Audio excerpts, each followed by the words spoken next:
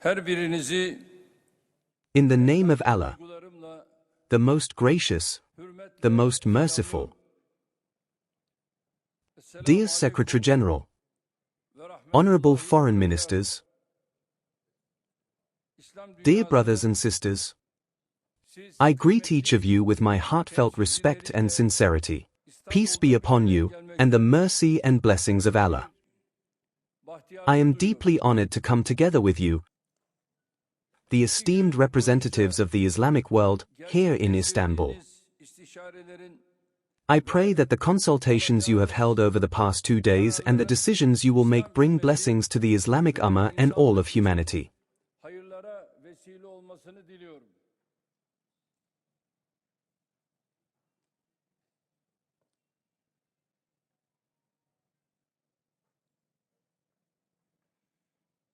I am confident that with the decisions you take, our organization will once again proclaim its support for global peace and prosperity to the world. The impact of this meeting, held at an extraordinarily critical time, will, God willing, be felt not only in our countries but across the entire world. At the outset of my speech, I once again commemorate with mercy the more than 55,000 brothers and sisters martyred by the Israeli army in Gaza, over 65% of whom were children and women. I pray for the recovery of the 128,000 brothers and sisters injured in the same attacks. As Turkey, we feel the pain and sorrow of our Palestinian brothers and sisters as our own.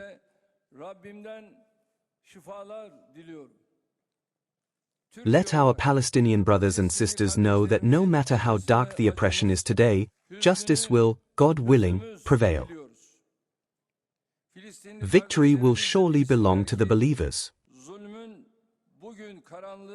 With Allah's permission, I wholeheartedly believe we will see beautiful days when we speak not of pain, oppression, and death, but of victories, joys, and peace. Dear guests, for the past 2 years, we have increasingly faced Israel's policies of occupation, invasion, destruction, and massacres. Backed by the unconditional support of Western powers, Israel continues to drag our region into instability. First, they attack Gaza and the West Bank.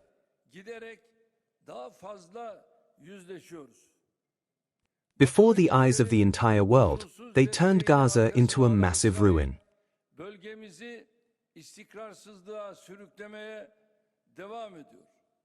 They bombed healthcare facilities, schools, mosques, and churches. They brutally killed people waiting in line for aid, hoping to get a sack of flour, a bowl of soup, or a piece of dry bread. Every day, hundreds of innocent civilians, mostly children and women, are deliberately martyred by Israeli forces. For 21 months, our 2 million brothers and sisters in Gaza have been struggling to survive under conditions worse than even the Nazi concentration camps. Along with Gaza, Israel has also targeted Lebanon, Yemen, and Syria.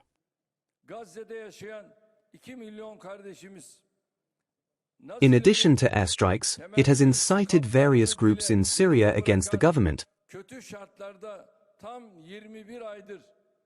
attempting to sow chaos and disorder there as well. Since June 13th, our neighbor Iran has also been subjected to Israel's state terrorism.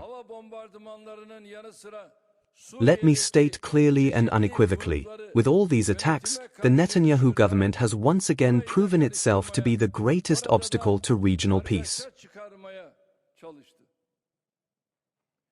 I strongly condemn Israel's attacks on Iran. On behalf of my country and my nation, I offer my condolences for our Iranian brothers and sisters who lost their lives in Israel's terrorist attacks, bombardments, and assassinations. With its thousands of years of history, its solidarity in the face of challenges, and its strong state tradition, we have no doubt that the Iranian people will overcome these difficult days. I also believe it is important to highlight this truth. Israel's attacks on Gaza, Lebanon, Yemen, Syria, and most recently Iran can only be described as banditry.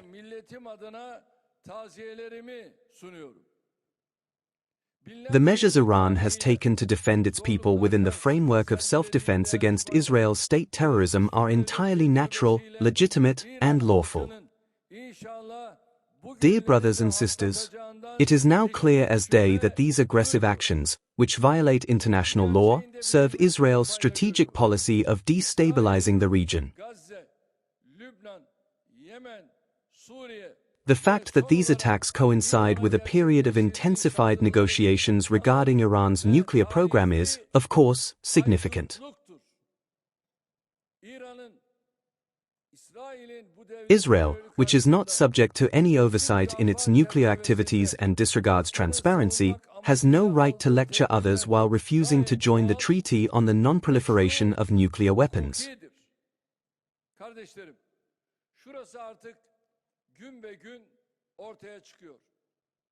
This is sheer hypocrisy. With its attacks on June 13, the Netanyahu government has clearly aimed to sabotage the negotiation process.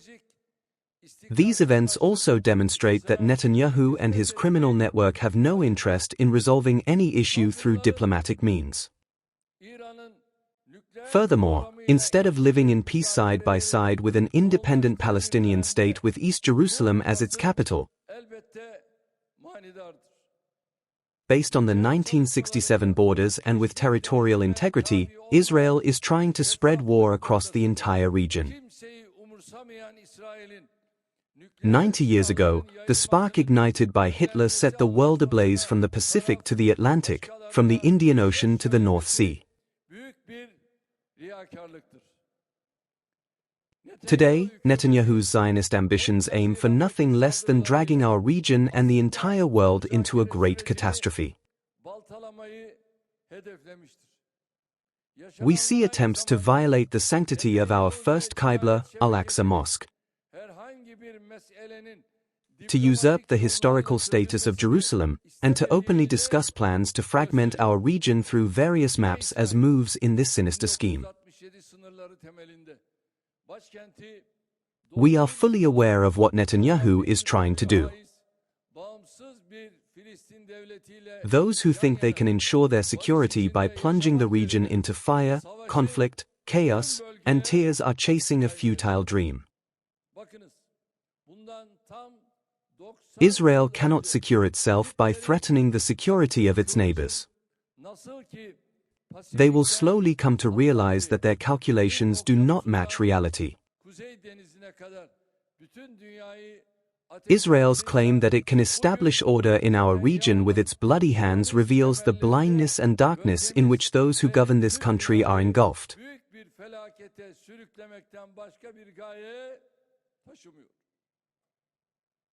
As Turkey, I emphasize here that we will not allow the establishment of a new Sykes-Picot order in our region with borders drawn in blood. We will never remain silent in the face of attempts to punish the people of Gaza with starvation, state and settler terrorism in the West Bank, or efforts to destroy the historical status of Al-Aqsa Mosque and Jerusalem, the cradle of the heavenly religions. From here, I once again call out to the international community, particularly to countries with influence over Israel. Do not heed the poisonous words of Netanyahu, wrapped in the guise of praise, aimed at deepening conflicts. Our region cannot bear another war or further instability. What we need is wisdom, common sense, and restraint. We must not fall into the folly of covering one mistake with an even greater one. I reiterate here today that the solution lies in diplomacy and dialogue. and I express our readiness to do whatever is necessary, including facilitation, to achieve this. Since June 13th, we have exerted tremendous efforts, putting our hearts into it, to establish calm. God willing, we will continue these contacts with patience until results are achieved. Dear ministers, dear friends, in these circumstances, achieving a two-state solution has become even more vital. We must continue to encourage more countries to recognize the state of Palestine. We should coordinate our efforts to take coercive measures against Israel based on international law and the UN Charter. To advance the two-state solution, we hope that the international conference planned to be held in New York under Saudi Arabia's leadership this week, which was postponed due to recent attacks, will be organized at the earliest opportunity. I wish Saudi Arabia success in this endeavor.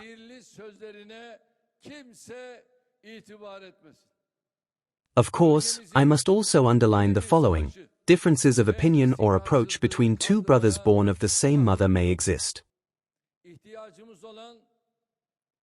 These are natural realities of life, politics, and diplomacy. But being brothers also means sharing the same fate. The fate of Istanbul is inseparable from the fates of Damascus, Baghdad, Cairo, Sana'a, Islamabad, Kabul, Tripoli, Tehran, Mecca, Medina, and, of course, Jerusalem and Gaza. With our Turks, Kurds, Arabs, Persians, Sunnis, Shias, Alavis, Africans, Asians, Latin Americans, and all other sects and origins, Muslims share a common fate, just as they share a common Qibla. We all say, La ilaha illallah, Muhammadur Rasulullah. When it comes to our common causes and interests, it is our duty to set aside differences and unite. We cannot allow differences in our approaches, especially in this critical period, to become a burden. Recent events have shown that balances, politics, and fragile relationships only go so far.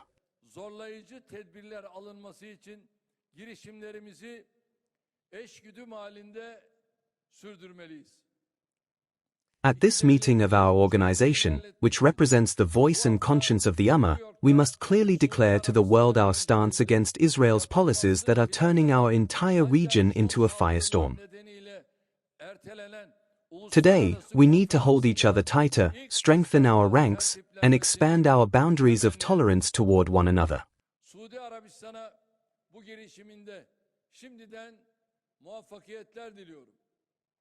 We must take to heart the command of our Prophet, peace and blessings be upon him.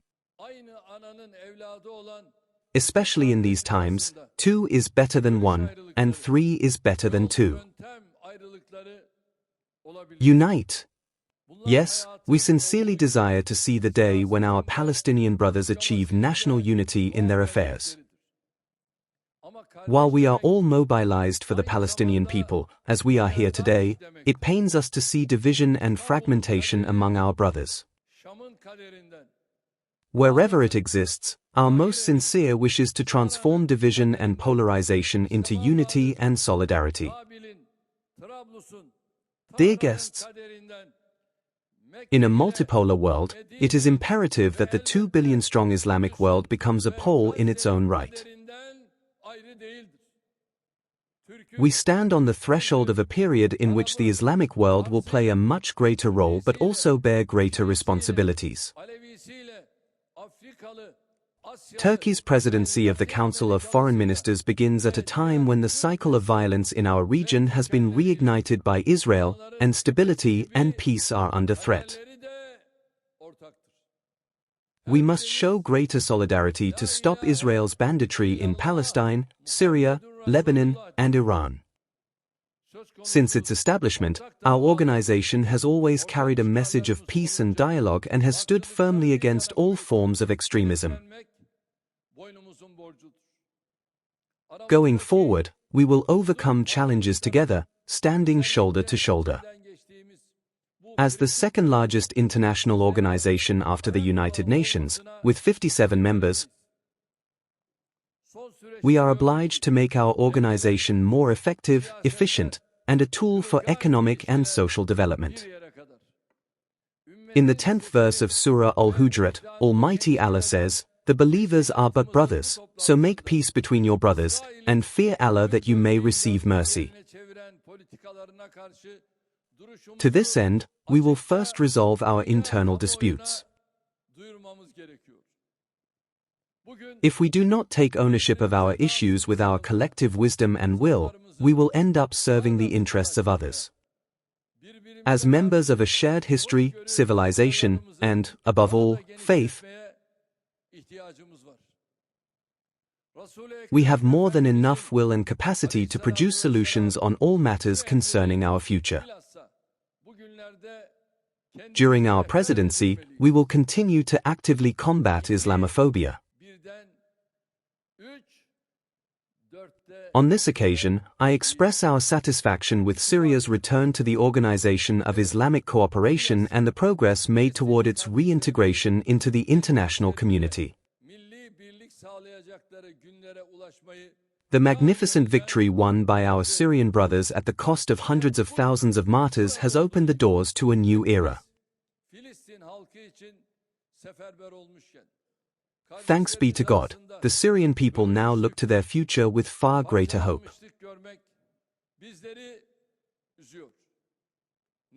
As Turkey, we will continue to increase our multidimensional support to help Syria stand on its own feet.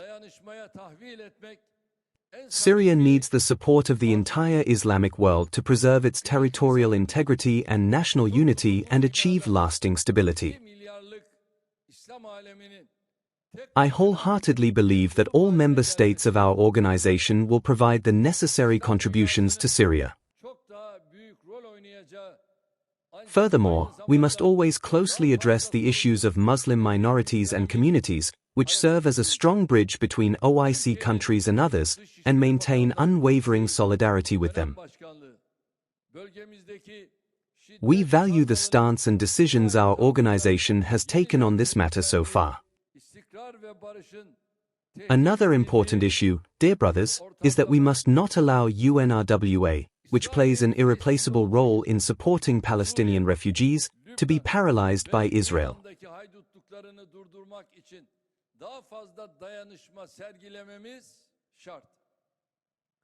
We expect our organization and its member states to thwart Israel's schemes by supporting UNRWA both materially and morally. With the opening of a representative office in Ankara, we will, God willing, make our support for the agency more visible. On this occasion, I congratulate Cameroon for its successful presidency and express our particular pleasure at the growing weight of African members within our organization. I conclude my remarks by praying that the 51st Council of Foreign Ministers meeting of the Organization of Islamic Cooperation brings blessings to the Islamic world and all of humanity.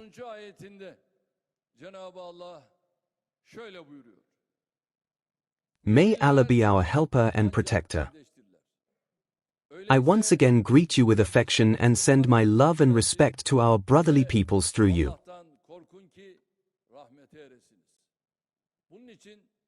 Thank you, may you thrive, and may you be entrusted to Allah.